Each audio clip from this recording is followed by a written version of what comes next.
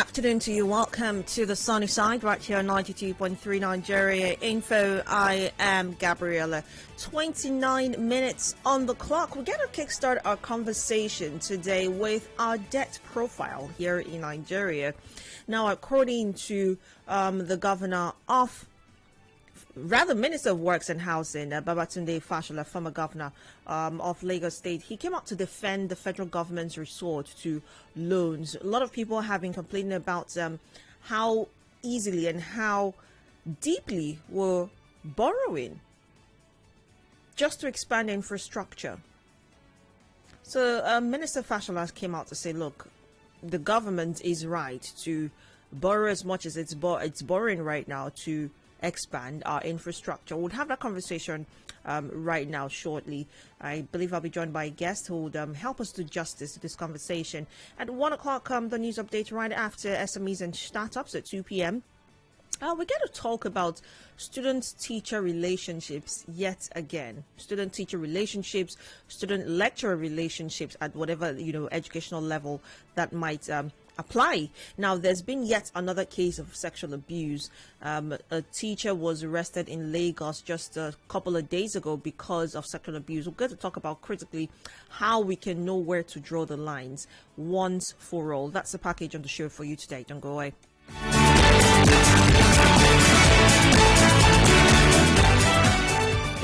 Different ideologies, different perspectives. Share your views on the sunny side. 92.3 Nigeria Info.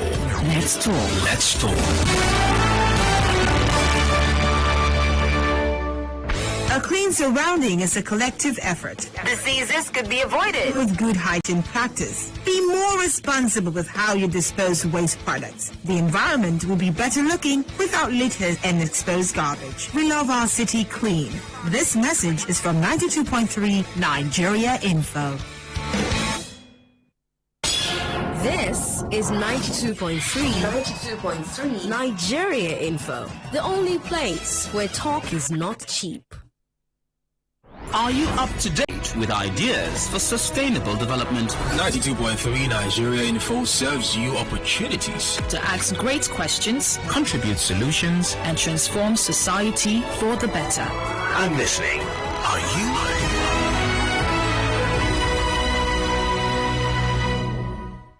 A clean surrounding is a collective effort. Diseases could be avoided with good hygiene practice. Be more responsible with how you dispose waste products. The environment will be better looking without litter and exposed garbage. We love our city clean.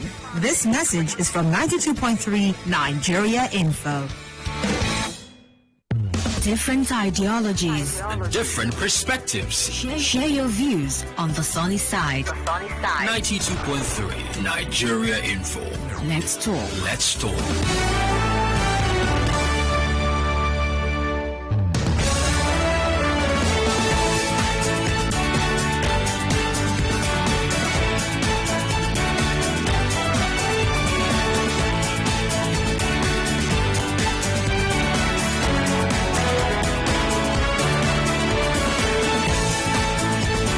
Welcome back to the show. I'm being joined by my guest shortly. I'll be introducing him to you, but let's jump right into the conversation on this hour. The Minister of Works and Housing, Babatunde Fashola, has defended the federal government and their resort to loans to expand infrastructure in the country. Now, he was speaking in Abuja at the NAN Forum, the flagship interview program of the News Agency of Nigeria, and that's where Fashola was saying that the country would not make meaningful progress without taking loans to boost infrastructure. And these were some of the things that he said. I quote, "It is in our own interest that government does some borrowing and spends it on investments, because that sector contributes to the gross domestic products and contributes to employment. I do not support irresponsible borrowing, so let us be clear. There has to be some sense to this. So long as you are borrowing to invest and you are investing in assets, then we can have this debate from morning till night, and I do not think I will come out unsuccessful. I agree, everybody must keep their eyes open about how money is being borrowed. what it is being used for, and whether the debt is sustainable. We just delivered a rail program through the Ministry of Transportation. That is a 100-year asset that you have got now. So some economists say, wait until you gather the money. That's bad economics. So he went on to say a lot of other things. He was trying to point out that many developed countries created super economies through borrowing. He also said that the recent loans obtained by the federal government will not mortgage the future of Nigerians, which is one of the huge concerns that lots of Nigerians have. What does the future hold for us as a nation, as an economy, as people? What is our future? We're going so deep into debt. So according to Fashola, he says, well, what the federal government is doing right now and the recent loans that have been obtained will not mortgage the future of Nigerians. He says we come from a background of, borrowing just to build our economy. So I'd like to know what you think about this. Are you in support of borrowing to expand infrastructure in Nigeria? You also have to consider some other, challenges that we face currently in Nigeria. Would you say that focusing on infrastructure at this time that we're in is the right decision to make? I'm going to be joined by guest Olalekon Ige. As you know, you might be very familiar with him. He's been on our show every now and then, and he'll be joining me shortly. He was on the phone a while ago, but I lost that. So I'm going to try reconnect, and then we'll come back and kickstart the conversation. But you can be a part of this talk. All you need to do is call in live. The phone lines are open, 0817 923 0002. You can also call 0817 923 0003. You can call 0817 923 0007 or 0817 923 0009. We are also on WhatsApp, so you can join the conversation on there, 0809 03064 16. And on Facebook, we're streaming on Facebook. That's at Nigeria Info 92.3 PH. Are you in support of Nigeria borrowing to expand infrastructure? That's the question. I'll be right back. Let's get connected to our guest.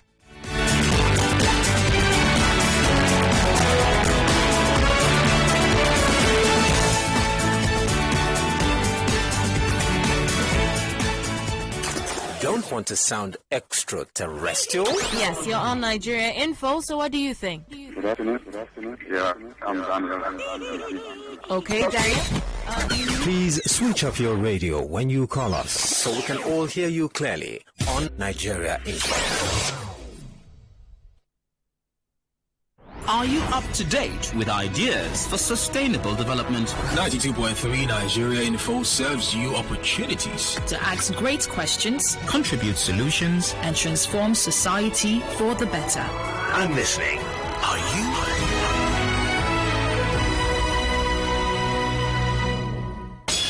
This is 92.3 Nigeria Info, the only place where talk is not cheap. To thrive in a fast-changing world. Tune in to 92.3 Nigeria Info for the best of news, talk and sports 24/7.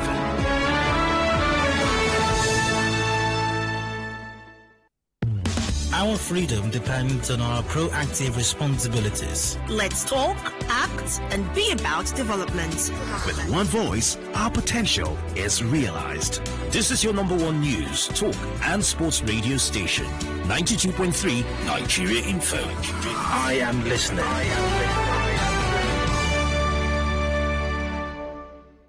Different ideologies. And different perspectives. Share your views on the sunny side. 92.3 Nigeria Info.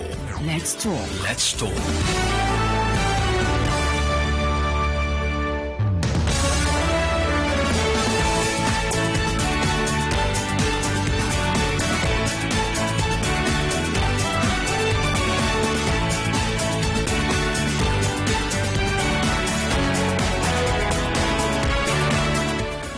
Welcome back to the conversation. While I try to reconnect to my guest, I would like you join the conversation and let's talk. Are you in support of borrowing to expand infrastructure here in Nigeria? What do you think of the federal government's position when it comes to our debt profile? Do you think perhaps that this is what we need right now, taking a look at our pressing issues and challenges across the country? One would think that, one of the things that will be prioritized, or perhaps if we have to borrow, we might want to borrow to, expand our security apparatus. Lots of questions that we could ask. But I want to know what you think. Are you in support of the government borrowing to expand our infrastructure? Good afternoon. Welcome to the show. Hello. Good afternoon. Good afternoon. The very distinguished Gabriella. How are you doing? Very well. Go ahead. Yes, I'm Temple Okere, calling you from Mama AGA. Go very ahead. Important. Right. I think for me, I'm not in support. Well, as much as the Fashola will come to defend the government, which is part and parcel of, that is very much all right. But must we borrow money to fund infrastructure? Instead of borrowing money to invest, build companies that will bring back returns, we rather borrow money to fix railways. We rather borrow money. So even sometimes we borrow that money without seeing the good dividends of that money that is being borrowed. So people are not even feeling the impact of that money that is being borrowed. I have been saying this and will continue to say it. As far as I'm concerned, I will distinguish myself and I will never be used as a collateral in this Nigeria in time coming. Myself cannot be used as a, they should keep on getting this country, keep on borrowing. It's assuming that borrowing is part of their cost in this government. Thank you. Thank you very much. Let's quickly speak to Kingsley, who's calling from Abaron, and lots of Kingsley's calling there. Well, I've got my guest joining me right now, Olalikon Ige. Good afternoon. Thank you so much for making the time to join me. How are you today? I'm well, thank you. Thank you so much for being here. Thank you. All right, so I already gave a background to the conversation, what the minister did mention, Minister Fashola, talking about why Nigerian government is borrowing right now to expand infrastructure. One concern a lot of Nigerians have is the fact that our future just might be mortgaged. What are your thoughts really about how much Nigeria has been borrowing recently? I don't think there is any... I want to believe our future, or should I say our future generations, I don't think our future is being mortgaged. Nigeria is ambitious. We need money. As of today, Nigeria has infrastructural deficit to the tune of about $3 trillion. And when you convert that to Naira, you probably may not get sufficient funds to look at that in terms of dollars. But we have infrastructural deficit. And there is no way Nigeria's economy can grow without infrastructure. And when we are talking about infrastructure, it's not just about roads. We are talking of power, we are talking of water, we are talking of rail, we are talking of airports, we are talking of the ports itself. How to upgrade the ports to ensure that, look, we have the best of the ports and all of that. These are critical arteries to any economy or for any economy to develop. So there is no crime. Nigeria's debt as of today is not beyond comprehension.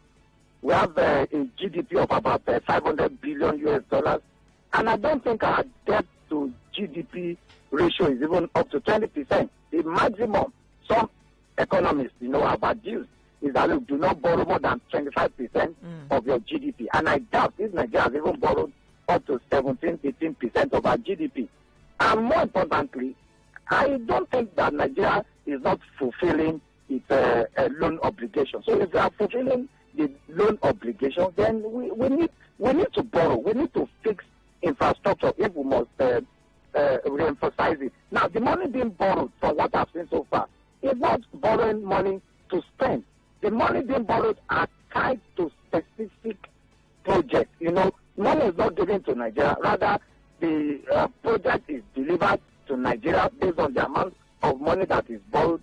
So for me, as an individual, it's not beyond comprehension what we've done so far. We can see what the money is being used for. And I think that's what's important to all of us. Can we see what the money is being used for? I was in Abuja at the weekend, and I traveled from Abuja to Kaduna, and you could see the Abuja to Kaduna, rail. Beautiful. If we do that in another 50, 60, 70, 80 years, we don't need to fix another rail on the Abuja Kaduna corridor. All we need to do is just to change the coaches if they wear out. But the rail track will survive probably another 100 years. So you understand that, look, in the next 80 to 100 years, we don't need to fix another rail. In the next 80 to 100 years, we don't need to fix another rail between Lagos and Ibadan. In another 20, 30 years, we may not need to fix some of the roads that we have borrowed this money to execute. So the amount of money we will have used over 100 years to build rail, we cannot begin to use some of them to pay back the loans. Look at the airport.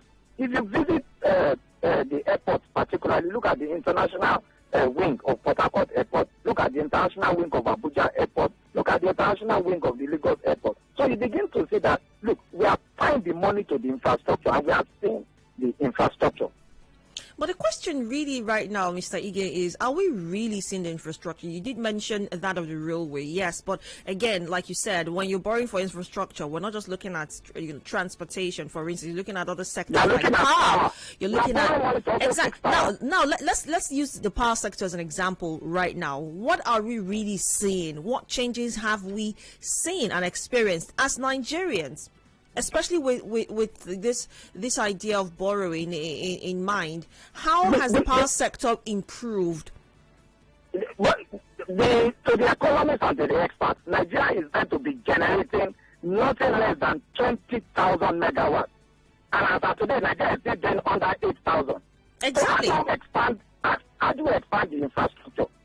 Remember that the power sector has also been further broken down into distribution, transmission, and distribution, transmission, and generation.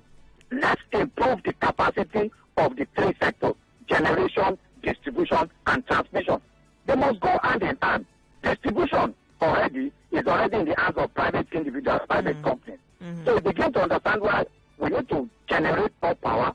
We need to be able to have the capability to transmit. Then we need to be able to have the capacity to distribute. Not too long ago, the federal government said, look, they've signed a government-to-government agreement with Siemens AG of Germany to ensure that we have improved power situation. These things won't come overnight. So that it doesn't look as if I'm sounding like a government spokesman. But you look at the reality on ground. These are not things that you buy off the shelf. These are things that have to be manufactured in Nigeria and for what it will be used for. But don't you think that we can expand our infrastructure without borrowing? Let's look at the past governments, for instance. There's been reports that this present government has borrowed much more than the past, recent governments have. Don't you think perhaps some of the things that they plan to do, because again, like you said, these things do not happen overnight, which is true. They are still in the works. They might take some time to execute and achieve. Don't you think perhaps some of these things that they plan to do can be achieved without borrowing? The question is, where do you get all of the money? We are saying Nigeria's infrastructural deficit is $3 trillion. Where do we get the money from? That's the next question you should ask yourself. Where are we going to get the money from? What is Nigeria's budget in a year? Nigeria's budget every year for the next 100 years wouldn't match $3 trillion. So it means that we need to borrow to bridge the gap. We need to borrow to ensure that, look, we tie what we are borrowing to specific projects. Every different country, every developing country, every developed country worldwide have at one time borrowed money to improve the economy. Take an example of the United States, for example. U.S. exposure to debt is about $20 trillion. That is U.S. debt. Yet, U.S. is the richest country on earth. The GDP of U.S. is about $22 trillion. China's exposure to debt, as rich as China is, China has a budget, loan exposure to the tune of about $5 trillion. Yet China is the second largest economy on earth at about $13 trillion for their GDP. So I begin to understand that, look, if you're ambitious, you need to borrow. I understand the fears of people who say, look, we are borrowing too much. And are we really using the money for what you are meant to use it for? That should be a major concern. We've had times in previous times where Nigeria has borrowed money and the money doesn't arrive Nigeria. Remember, we have to beg for debt forgiveness under the Olusegun Obasanjo administration. We got debt forgiveness, and since then we've been increasing our borrowing. But this time around, let's be fair to this government, to even the government before now, to say, look, the money were tied to projects. Cash was not given to Nigeria. Look at the second Niger bridge. If you have passed there, you can see the progress of work. So when you borrow money, I'm sure Nigerians want to be reassured that, look, this money you are borrowing, are you sure that you are spending it on the project you claim to be borrowing the money for? So the responsibility is also on the federal government of Nigeria to be able to show Nigeria to say, look, we borrowed this amount of money from China to fix the Lagos-Ibadan railway. The question is it on ground? Is it functioning? Are Nigerians using it? It means it's money well borrowed because the Lagos-Ibadan corridor of the rail service is functioning. Look at the Port Harcourt, the international wing of Port Harcourt Airport. Is it functioning? Is it building on ground? Has it been commissioned? The answer is yes. So where are the monies going to? So the projects are explaining themselves. Say, look, this is what we borrowed this money for. Look at the project has been done. It has been executed. So you are not happy to pay back the money. But what if this money were given to politicians or the federal government of Nigeria and they simply develop wings and disappear, just like we've had in previous years? Then the fears, to me, I think the fears of Nigerians cannot be genuine to say, look, they are just borrowing this money, we are not seeing anything. But as it is, there is no government. Let me also restate it.